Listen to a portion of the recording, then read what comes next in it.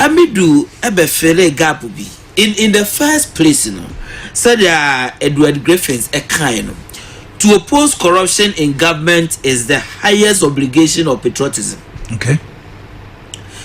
And over the years said Reverend Jewadu a kind yenya military intervention LMM and SMC chapter 1 SMC chapter 2 yakobi bi revolution liberation yafa bibia bi all because of corruption. That's it. Katasuse yakumkum nipa yamankrofo ya kaya de still corruption is with us.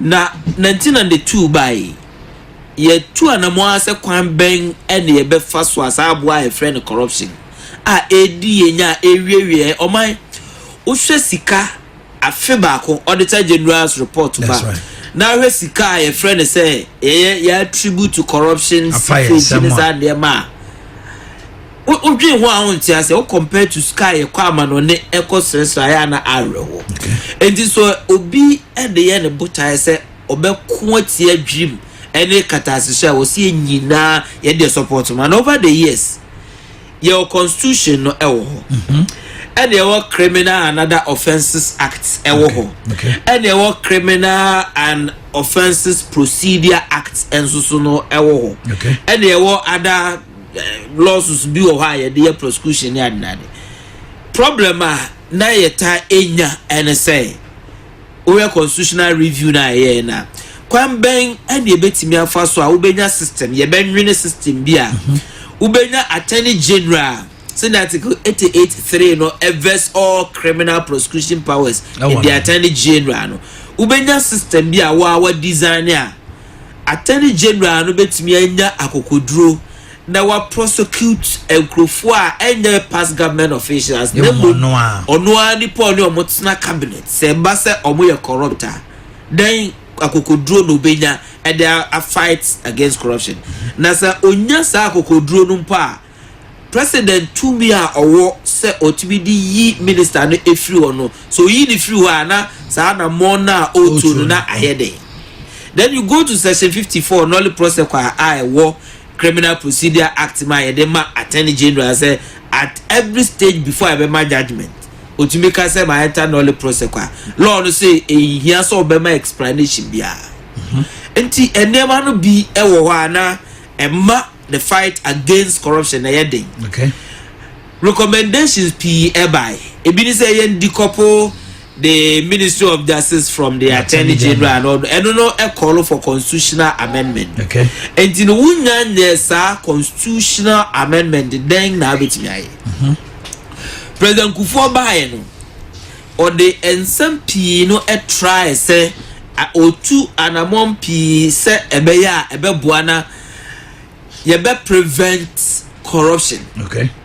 There's a difference between say we prevent and they say we postmortem and they say nipa na wie asiewie until yem pe kwa be fa so I be punish no na serve as deterrent to others. Okay. Ebia na ska no won say nkada and prevention and they say then ye betimi ya ye be sisa ade na no na secret difference we yen Africans and enkrofo a omo advance in their democracy and say omo over the years atumia aye emra ene enhyehyaya they tend to prevent. Okay. And into ya na system na nkasa no no so difficult for you to be corrupt. Human being by nature are corrupt and also is susceptible to corruption. Okay. Nia emma obi enkwaya corrupt no say bia wunya kwan na befa so ade beko wi ade no. But the system no loopholes no endorse. And you be exploited to the advantage na odiwia. And the president Kufuor abreso where pass bills and act bia na enke no ebua ma yetuatua entokro no bi but it wasn't enough. And the MPP omo bo approve na ade na kobaso okay yenye solution ni yempe best practices I ekoso ama no ne na yeresi ebetimi e dey be fit into your system I be boa ama yetimi a fight against corruption ana. Okay. And no NSA proposal say ye be special prosecutors office. Okay. Na sa office no ba yenye susu say to me a yɛde bɛma special prosecutor no ɛne dwuma a yɛde bɛhyɛ ne nsa no ebetumi aboa ma in the interim a yɛn amend the constitution no yɛtumi achieve your desires yɛ be fight against corruption. And to rest na yɛsɛ design act na special prosecutor no ne tumi ekura no neso obenya board nso so a board no ɛbɛboa a regulate dwuma odie yɛsɛ ama no independence to the extent say sa offenses better na ewo areas a otumi ya nwa adwuma no de ye sa preserve no e de amano even though you see large attorney general e de man to me but act na nkasa amano specific offenses bia you say ho de ye the domain enti sa wo ya attorney general na wo kosa area ho na or expose to civil society e be chiware oh and apart from sadia no so you design into the system say this time round tracing no aya de abrofo no use pa yi so we obi a we ska okay fine ye system na wo ha no entimi and track musika no ntino fo say wa cover out unzo mo say o credit card no de afa ade bi ofiri ha no de akwakoto ade bi wo ha no akoton na wajiska no ha na processes no the clinic scan or money or next scan or clinic. Now this time round with the bill we know are mature into act no special prosecutor no e wo tumi a wo the first scan no Papua New Guinea fako Dubai fako shi o wo tumi a yamana obetumi ene government na e wo ho no agencies a e wo ho no a link up a betumi akoji sikaba. And we are very, very important. That's it. Over the years, not only you know I hit a war, we are no I hit a war, but this time round, your design system, I see scan all the core he, it be a trace and a track here who are a bagako Jessica. And I award the powers lifting the veil of Incoebiana, Lucicana, Wakosha company, Biachi. Until the is your company, a legal entity or separate from or my this time round, though. If evidence say kwa sa hinted the chain ade will lift the veil. Oh now a company in the back Ghana buy sika na wo dey akowura company and then where you go get the money. Okay And at the back when sombo pa ne sa anamo a obetumi to send our kind because offenses ne bi wo why misdemeanor. Misdemeanor no wakoma I be 3 years. And you know the point I will making say adan na wawia sika na waye ndema bi Ghana for ye botaya ne say ye do kotum 3 years 3 years no cry ye no so cry by for mu be wanted no watch 2 tests ya de be feedi wo kakra bi no yare ye do akọ hospital and all those things. If there's a system I say ojo scanner wa fa no so to me at the bar then na we ye bi wo Buhari ye no cover scanner bra na ye hwe kwan be fa so aye no e be dele no scanning the here na mom ye betu anamon so a enkoye so uwia na de kwa ye chiwa ye se fabra na ye jawo owo tumi a ye be make sure say ye be blend the two so that ye be nya sika at the same time ye be prevent crowd so e pese ye corrupt so be ye corrupt.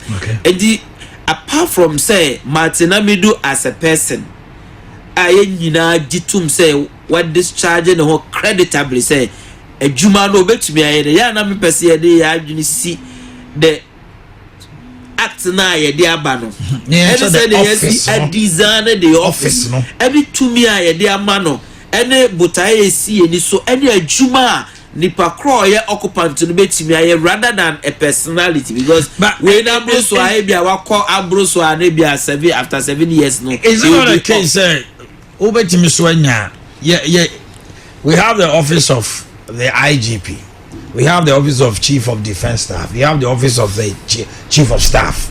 You can have one Chief of Staff who will endear himself to the people of Ghana. Say, "Wama President Nejuma Dimu, ubetuma the Chiefs of Staff biswa, Wama President no krana wabre." I understand. And you know, the person who is holding the office, no say, very, very crucially important. As lawyers will say, crucially important. But they may kind of say. Martin Amidu will not live forever. Okay. He will go. But you see, Onono as the first prosecutor now, President Akufo-Addo kofa no buy no ono ankasa as a person no a embodiment of a fight against corruption. Okay. But say office na ye create a man no any to me a dey man no ne independence no so ye design ne ye no matter the way la wono enka ma bi ebe ha me say ye separate the two say ye design the office no ne to me no ne independence in such a way say wunya obi a oye owo the desire to fight ya man all the apparatus. And at the same time, so you're not the first person I will be born in some man and say, Papa, we dear about the fight against corruption. So I know, sorry. Okay. Maybe a bit in the temperament, I don't care. So be meow con, obey meow con, and a bema yensaka yesika. Now I chain walk soon for say, when meow con, I don't have a problem. Say, Martinamidu, ebeko against. Nkrofo a ebia yesusu say omo you untouchables in society. Now the other day no be achieve the purpose, I don't have a problem. Intimate the temperament, he is a human being. Obia won the temperament. Or say President Akufo-Addo kofa na ba no Martinamidu susu say his eyes were wide open. Meaning say would him say am tie. And akofa by. That statement now kind no. I am emphasizing it. Re-echoing say ono Martinamidu ejidi ye pa say abra president consider say Martin ABK Amidu na me kofa no decide jumadi we Benz Kaiser Amidu mediation and sano the president's eyes were wide open. Okay. Meaning that unim say am tie na kofa me. Okay. Enti nyeso ochina bi no me be ya juma say am tie no me de ye me juma saa na